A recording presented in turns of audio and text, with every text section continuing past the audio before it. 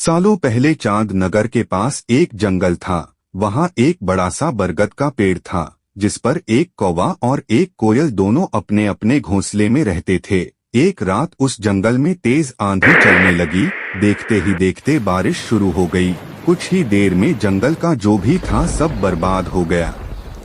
अगले दिन कौवे और कोयल को अपनी भूख मिटाने के लिए कुछ भी नहीं मिला। तभी कोयल ने कौवे से कहा, हम इतने प्यार से इस जंगल में रहते हैं, लेकिन अब हमारे पास खाने के लिए कुछ नहीं है, तो क्यों न जब मैं अंडा दूं तो तुम उसे खाकर अपनी भूख मिटाना, और जब तुम अंडा दोगे तो उसे खाकर मैं अपनी भूख मिटा लूंगी। कौवे ने कोयल की बात पर सहमति जताई।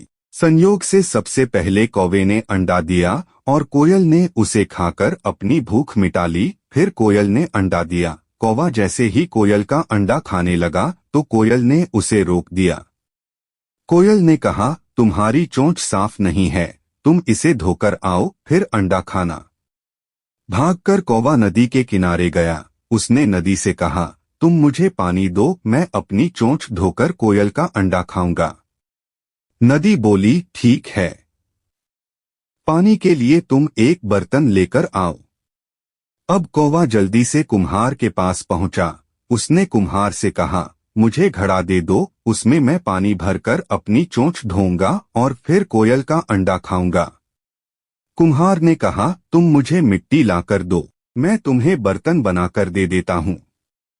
यह सुनते ही कौवा धरती माँ से मिट्टी मांगने लगा। वो बोला, माँ मुझे मिट्टी दे दो, उससे मैं बर्तन बनवाऊंगा और उस बर्तन में पानी भरकर अपनी चोंच साफ करूंगा, फिर अपनी भूख मिटाने के लिए कोयल का अंडा खाऊंगा।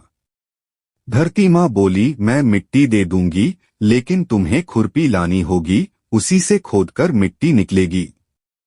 दौड़ते हुए कौवा लोहार के पास पहुंचा।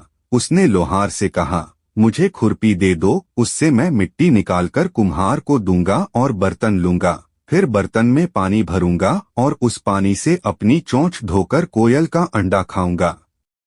लोहार ने गर्म गर्म खुरपी कौवे को दे दी। जैसे ही कौवे ने उसे पकड़ा, उसकी चोंच जल गई और कौवा तड़पते हुए मर गया। इस तरह चतुराई से कोयल ने अपने अंडे कौवे से बचा लिए। कहानी से सीख। कौवे और कोयल की कहानी यह सीख देती है कि दूसरों पर आंख बंद करके भरोसा नहीं करना चाहिए, इससे नुकसान खुद का ही होता है।